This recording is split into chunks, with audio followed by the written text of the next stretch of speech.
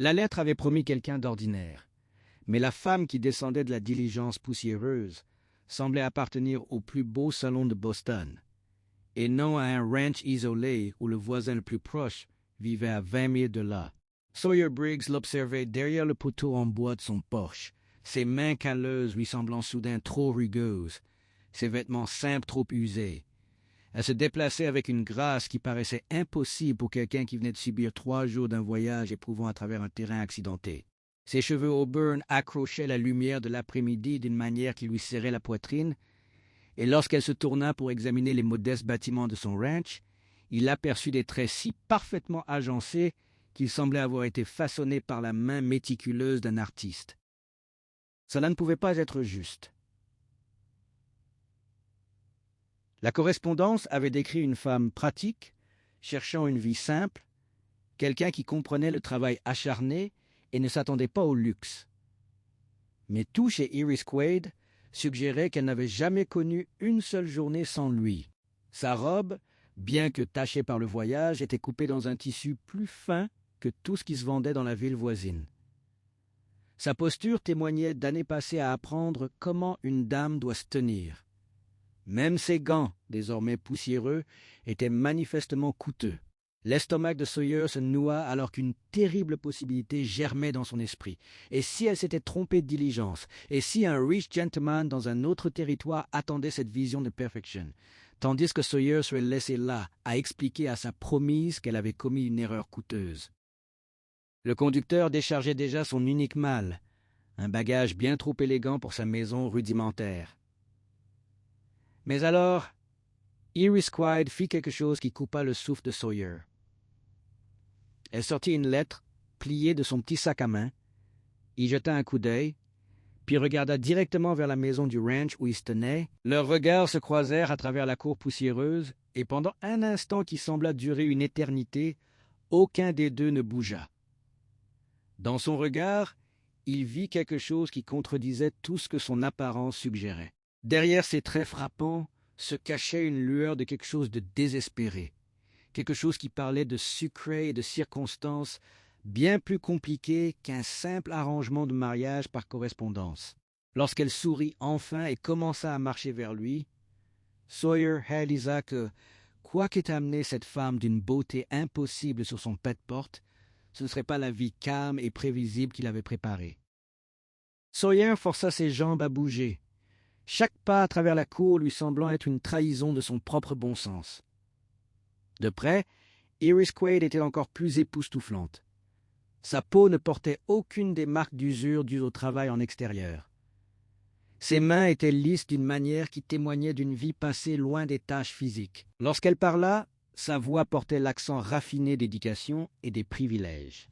« Monsieur Briggs, je présume. » Elle tendit une main gantée avec l'aisance pratiquée de quelqu'un habitué aux présentations formelles.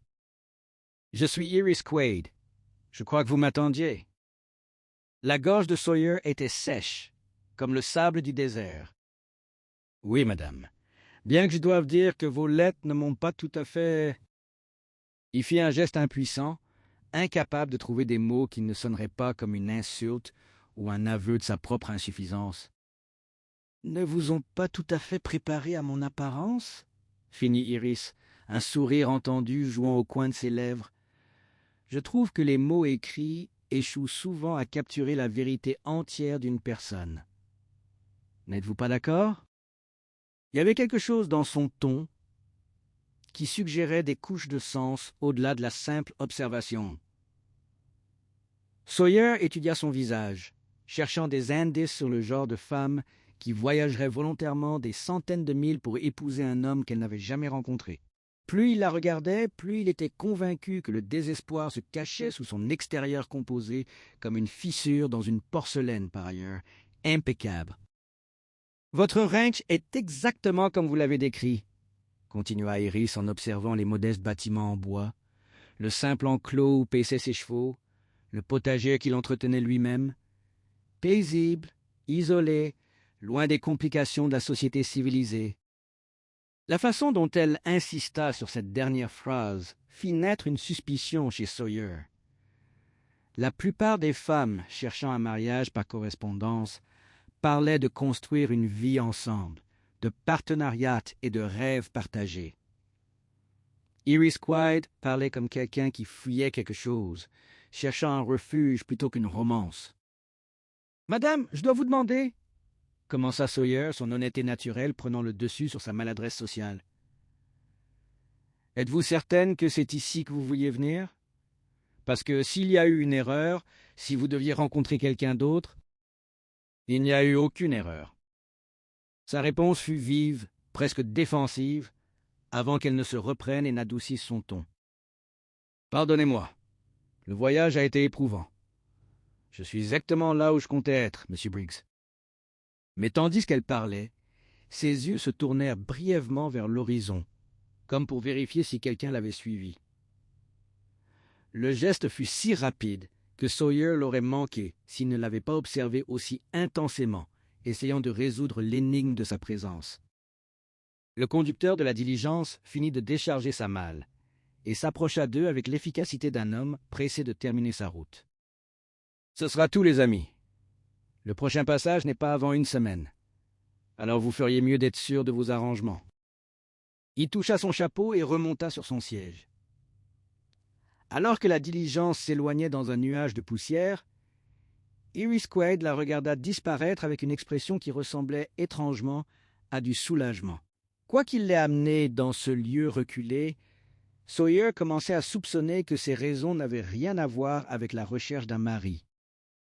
Le silence qui suivit le départ de la diligence s'étira inconfortablement entre eux. Sawyer se sentait cruellement conscient de chaque défaut de son apparence et de son environnement, de la pièce de tissu sur sa chemise de travail aux planches usées de son Porsche, qui avait désespérément besoin d'un coup de peinture. Iris se tenait parfaitement immobile, son sang-froid si total qu'il semblait répéter, comme si elle s'était préparée à ce moment exact. « Peut-être pourriez-vous me montrer où je vais loger ?» demanda-t-elle, son ton soigneusement neutre. « Je suppose que vous avez pris les dispositions nécessaires pour l'intimité d'une dame. »« Oui, madame. J'ai vidé la chambre à l'arrière de la maison. Elle a sa propre entrée et une bonne serrure solide. » Sawyer souleva sa malle, surpris par son poids. Quoi qu'elle ait apporté avec elle, c'était plus que les biens pratiques que l'on attendrait d'une mariée de la frontière.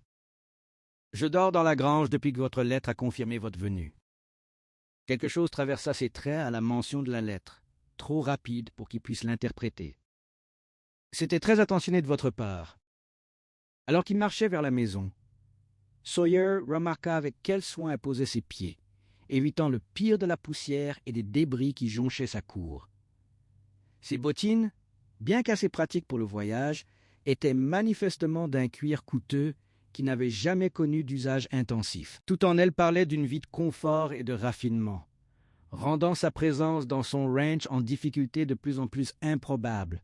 « Monsieur Briggs, » dit-elle alors qu'ils atteignaient les marches du porche, « je sens que je devrais clarifier quelque chose concernant notre arrangement. Bien que j'apprécie votre considération pour les quartiers séparés, j'espère que vous comprenez que j'aurai besoin de temps pour m'adapter à cette nouvelle vie. La transition depuis mes circonstances précédentes a été plutôt soudaine. » Circonstances précédentes. La phrase resta suspendue dans l'air, comme la fumée d'un feu lointain, portant des indices de quelque chose d'important resté non dit. Sawyer posa sa malle et se tourna pour lui faire face. « Quel genre de circonstances laissiez-vous derrière vous, mademoiselle Quaid ?» Pour la première fois depuis son arrivée, son calme se fissura légèrement. Sa main monta instinctivement à sa gorge, où il entrevit quelque chose de caché sous le collet de sa robe. « Un collier, peut-être, ou peut-être toute autre chose. Le genre de chose qui oblige une femme à reconsidérer tout ce qu'elle pensait savoir sur sa vie, » répondit-elle, sa voix dépassant à peine un murmure. « Le genre qui rend même les choix les plus improbables raisonnables par comparaison. » Avant que Sawyer ne puisse répondre, le bruit de chevaux en approche résonna dans la vallée. 3 cavaliers franchissaient la crête qui marquait la limite de sa propriété, leurs silhouettes sombres se découpant sur le ciel de l'après-midi. Iris se figea au bruit, son visage se vidant de ses couleurs, d'une manière qui la fit passer de mystérieuse à véritablement terrifiée. « Attendez-vous des visiteurs » demanda-t-elle, mais son ton suggérait qu'elle connaissait déjà la réponse. Non, madame. Par ici, les visiteurs inattendus signifient généralement des ennuis. La main d'Iris agrippa son bras avec une force surprenante. Monsieur Briggs, j'ai besoin que vous compreniez quelque chose. Quoi que ces hommes puissent dire de moi, quelles que soient leurs affirmations, je suis exactement celle que je vous ai dit être dans mes lettres. Mais il y a des gens qui préféreraient se souvenir de moi différemment. Les cavaliers étaient assez proches maintenant pour que Sawyer puisse distinguer des détails. Des hommes bien habillés sur de bons chevaux. Le genre de personnes qui pouvaient se permettre de voyager loin de la civilisation lorsqu'elles avaient des affaires à mener. Le genre qui ne venait pas rendre visite à des ranchs isolés, à moins de chercher quelque chose de spécifique. Quel genre d'ennui avez-vous apporté sur mon pet-porte, mademoiselle Quaid? Les trois cavaliers approchèrent au cas mesuré d'hommes, sachant que leur proie n'avait nulle part où fuir. L'emprise d'Iris sur le bras de Sawyer se resserra, et il pouvait sentir le tremblement de ses doigts malgré ses efforts pour maintenir sa contenance. Le meneur était un homme de grande taille aux cheveux argentés, vêtu de vêtements coûteux qui le désignaient comme quelqu'un habitué à obtenir ce qu'il voulait. Ses compagnons l'encadraient avec l'assurance tranquille de gros bras à gages. « Mademoiselle Péton !» lança l'homme aux cheveux argentés, en arrêtant son cheval à 20 pieds du porche. « Où devrais-je dire ?»« La future, Madame Péton. Vous nous avez mené une sacrée poursuite. » Sawyer sentit Iris se raidir à ses côtés à l'entendre du nom. Péton, pas Quaid. Tout ce qu'elle lui avait dit, chaque lettre qu'ils avaient échangée avait été construite sur un mensonge. « Je crains que vous ne fassiez erreur, messieurs, » répondit Iris, sa voix ferme malgré la peur que Sawyer sentait émaner d'elle. « Mon nom est Iris Quaid, et je suis ici pour épouser M. Briggs. » Le meneur descendit de cheval avec la grâce fluide d'un homme à l'aise en selle. « Mademoiselle Victoria Péton, votre père s'est beaucoup inquiété pour vous. S'enfuir 3 jours avant votre mariage avec Charles Hartford était tout à fait inconsidéré. » Victoria. Même son prénom était faux. Sawyer sentit un froid s'installer dans son estomac alors que les pièces du puzzle commençaient à s'assembler. Une femme riche fuyant un mariage arrangé, utilisant un arrangement de mariés par correspondance comme couverture pour son évasion. Il n'avait été rien de plus qu'une fiction pratique, un moyen de disparaître d'une vie et d'en éviter une autre. « Je crois qu'il y a un malentendu ici, » dit Sawyer en avançant légèrement pour se placer entre Iris et les hommes. « La dame est venue ici de son plein gré pour honorer un accord que nous avons conclu par correspondance. » L'homme aux cheveux argentés sourit, mais sans aucune chaleur. « Monsieur Briggs, n'est-ce pas? Je crains que vous ne soyez la victime d'une tromperie élaborée. Mademoiselle Péton est fiancée au fils de l'une des familles les plus éminentes de Saint-Louis. Son père m'a autorisé à la ramener à la maison pour qu'elle remplisse ses obligations. »« Et si elle refuse ?» demanda Sawyer, bien qu'il soupçonnât déjà la réponse. « Alors nous serons forcés d'impliquer les autorités locales. Vous voyez, quand Mademoiselle Péton s'est enfuie, elle a emporté avec elle certains héritages familiaux, des objets de valeur qui ne lui appartiennent pas. Cela en fait une affaire de loi. » La main d'Iris monta instinctivement à nouveau vers sa gorge, confirmant ce que Sawyer suspectait. Quoi qu'elle portât sous son col, valait assez pour amener 3 hommes à des centaines de milles dans la nature sauvage pour le récupérer. « Monsieur Briggs, » dit-elle doucement, sa voix portant une note de désespoir sincère pour la première fois depuis son arrivée. « Je sais que je vous ai trompé sur mes circonstances, mais si vous avez tant soit peu de bonté dans votre cœur, s'il vous plaît, ne les laissez pas m'emmener. » La patience de l'homme aux cheveux argentés s'épuisait manifestement.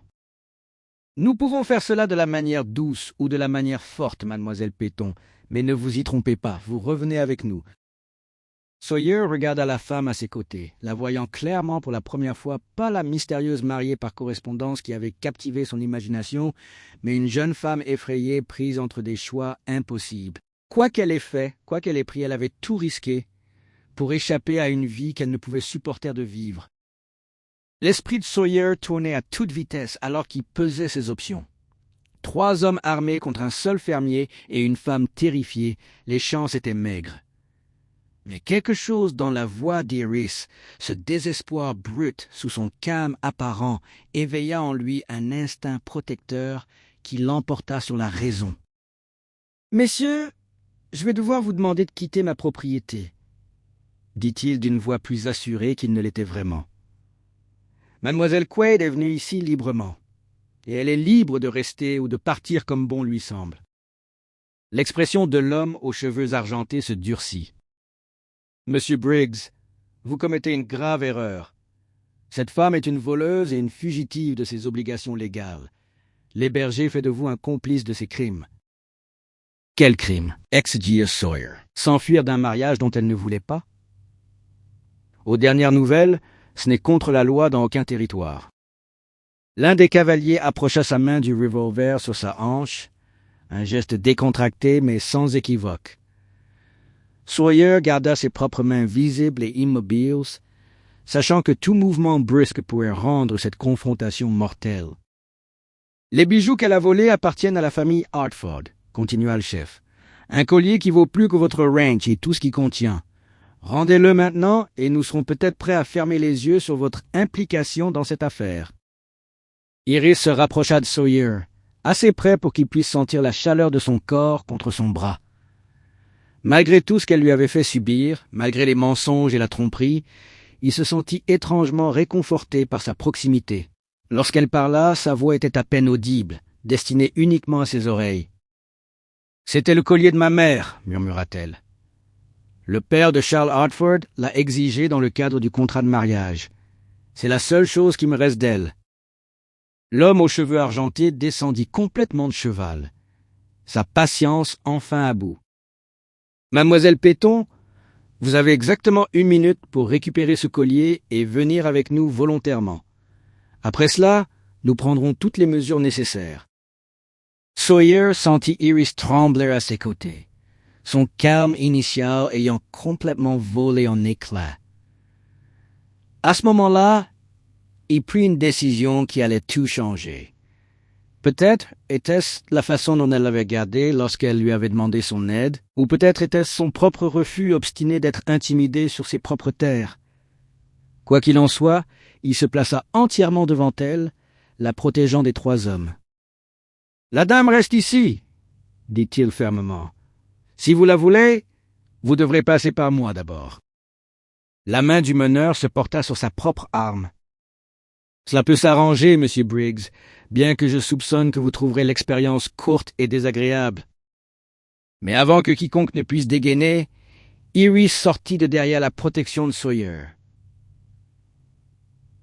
De ses doigts tremblants, elle fouilla sous son col et en retira un collier qui accrocha la lumière de l'après-midi comme un feu captif. Même de loin, Sawyer pouvait voir qu'il était extraordinaire, le genre d'héritage qui représentait des générations de richesse et d'histoire. « C'est ce que vous êtes venu chercher, » dit-elle en le brandissant pour que tous puissent voir. « Mais comprenez bien ceci. Ma mère a porté ce collier le jour de son mariage, et sa mère avant elle. Il représente l'amour donné librement, pas vendu comme du bétail sur un marché. » Les yeux de l'homme aux cheveux argentés se fixèrent sur le bijou avec une satisfaction évidente. « Mademoiselle Péton, vous êtes excessivement dramatique. Le mariage est un arrangement commercial entre familles. L'amour est un luxe que peu peuvent se permettre. »« Alors peut-être, » dit Iris, sa voix devenant plus forte à chaque mot, « qu'il est temps que j'apprenne à vivre sans luxe. » Avant que quiconque ne puisse réagir, elle projeta le collier aussi loin qu'elle le put dans les broussailles, au-delà de l'enclos. Le précieux héritage disparut dans les buissons épineux avec à peine un bruit, laissant les 4 hommes fixer avec choc l'endroit où une fortune venait de s'évanouir. Le silence qui suivit ne fut rompu que par le sifflement du vent dans les buissons où le collier avait disparu. Le visage de l'homme aux cheveux argentés passa d'une confiance suffisante à une fureur brute. « Espèce de folle !» grogna-t-il en faisant plusieurs pas vers les épineux. « As-tu la moindre idée de ce que tu viens de faire? » Ce collier valait plus que ce que la plupart des hommes voient en une vie entière. Je sais exactement ce que j'ai fait, répondit Iris, sa voix désormais ferme avec la conviction de quelqu'un qui avait enfin pris le contrôle de son propre destin. J'ai rendu impossible pour quiconque d'utiliser la mémoire de ma mère comme monnaie d'échange dans ses arrangements commerciaux. Sawyer observa l'échange avec une admiration croissante pour la femme à ses côtés. Quel que fût son vrai nom, quels que fussent ses mensonges, elle venait de sacrifier une fortune pour le principe de ne pas être achetée et vendue comme du bétail. Les deux cavaliers scrutaient déjà la zone, calculant le temps qu'il faudrait pour fouiller des hectares de broussailles denses et d'épines. « Vous passerez le reste de la journée à fouiller ces broussailles, » dit calmement Sawyer. « Peut-être plus longtemps, et même si vous le trouvez, vous le ferez en tant qu'intrus sur mes terres. » La main du chef planait près de son arme, sa colère le rendant téméraire. « Monsieur Briggs, vous vous êtes mêlé de quelque chose qui ne vous regarde pas. Mademoiselle Peyton a des obligations qui dépassent de loin ses préférences personnelles. »« C'est possible, » répondit Sawyer, sa propre main se posant nonchalamment sur le fusil appuyé contre le poteau du porche. « Mais pour l'instant, elle est sous ma protection, et je n'apprécie pas que des hommes armés menacent des femmes sur ma propriété. » L'impasse était tendue comme un câble. 4 personnes figées dans un instant qui pouvaient exploser en violence à la moindre provocation. Puis l'un des cavaliers parla pour la première fois. « Patronne, ces buissons s'étendent sur des milles. Ça pourrait nous prendre des semaines pour fouiller ça correctement, et sans aucune garantie trouver quoi que ce soit de plus petit qu'une selle. On devrait peut-être envisager d'autres options. » La mâchoire de l'homme aux cheveux argentés travailla silencieusement alors qu'il pesait ses choix. Finalement, il recula vers son cheval. « Mademoiselle Peyton, dit-il, sa voix froide comme l'acier en hiver, votre père sera très déçu d'apprendre votre décision. Tout comme M. Harford. Ils ont tous deux la mémoire longue et une influence considérable. Alors, ils devront apprendre à vivre avec la déception, répondit Iris. J'ai moi-même eu assez de pratique en la matière. L'homme monta sur son cheval avec des mouvements brusques. Ce n'est pas fini.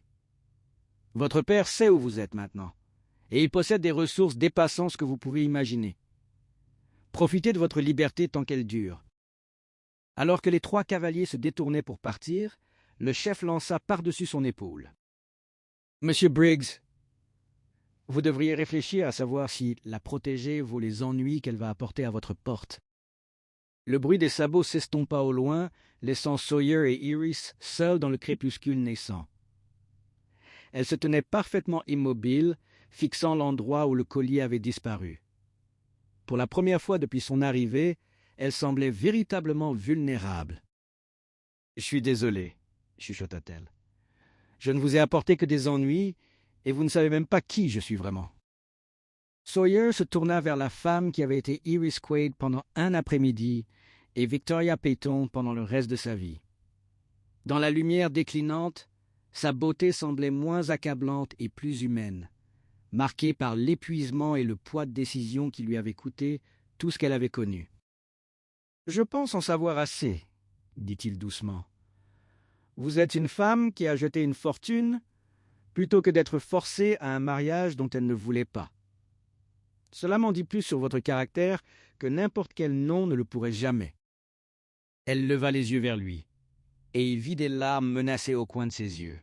« Vous ne comprenez pas, mon père n'abandonnera pas. Les Hartford non plus. Ils reviendront avec plus d'hommes, des documents juridiques, tout ce qu'il faudra. Ils vous détruiront pour m'avoir aidé.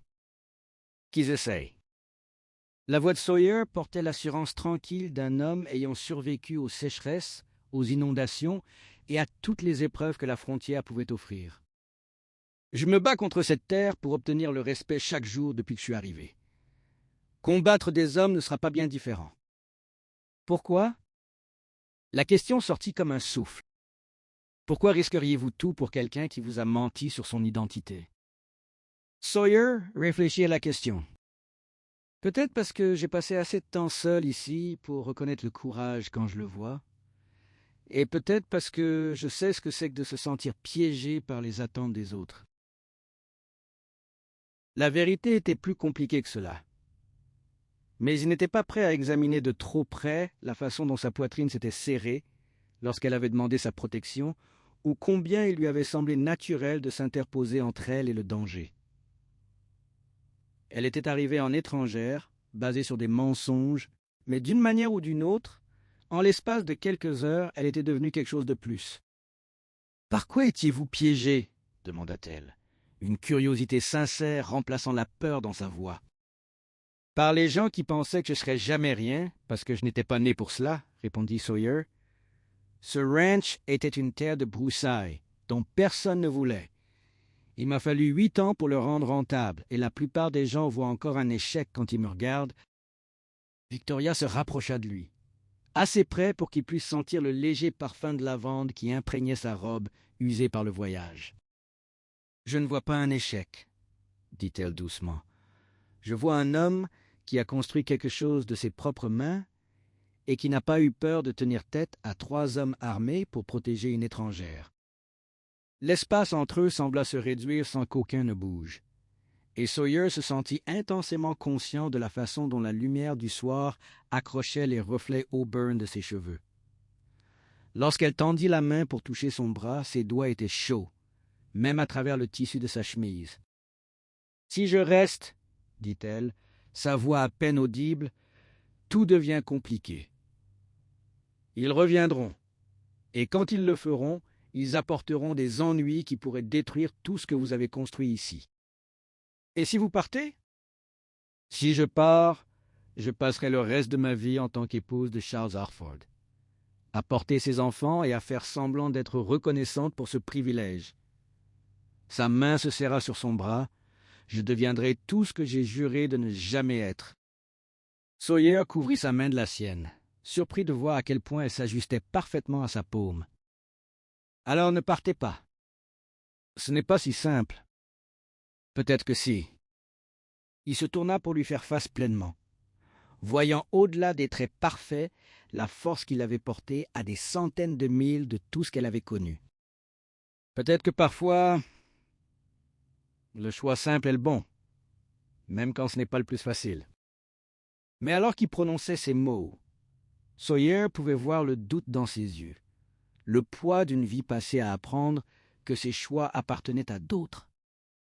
Le lendemain matin apporta un air inhabituellement froid et le bruit lointain de cavaliers en approche.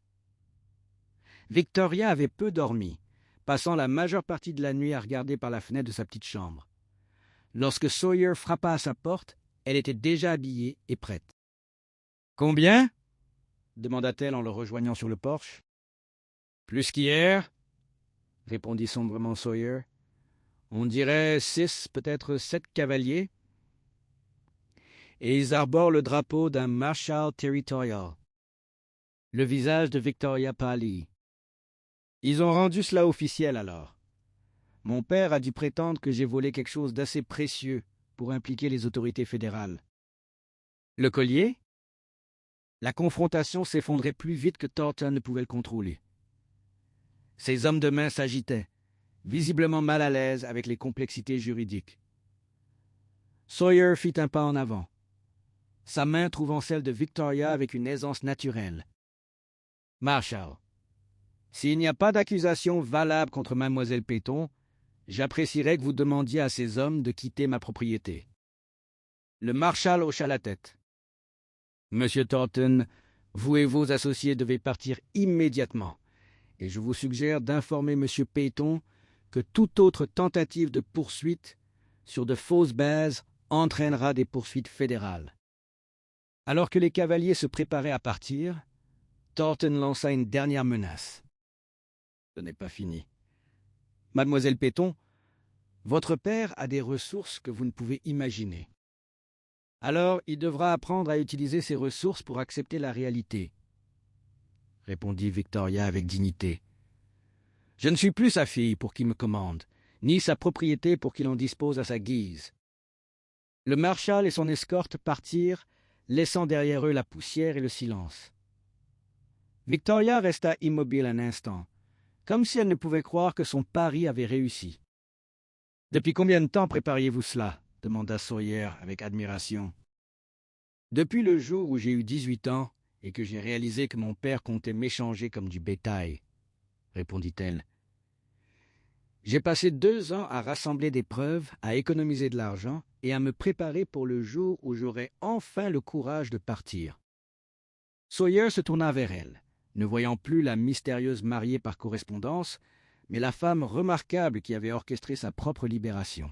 « Alors, qu'est-ce qu'on fait maintenant » demanda-t-il.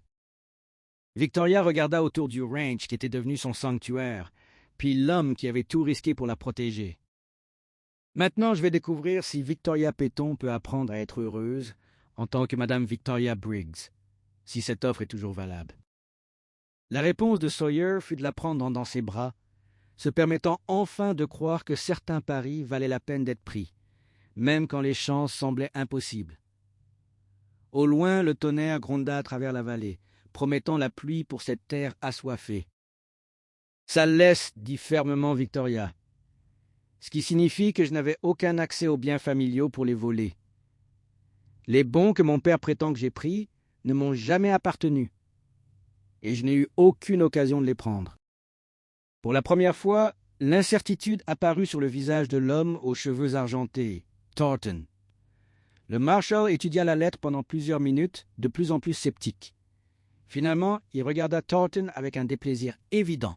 « Monsieur Thornton, ce document soulève de sérieuses questions sur la validité des accusations.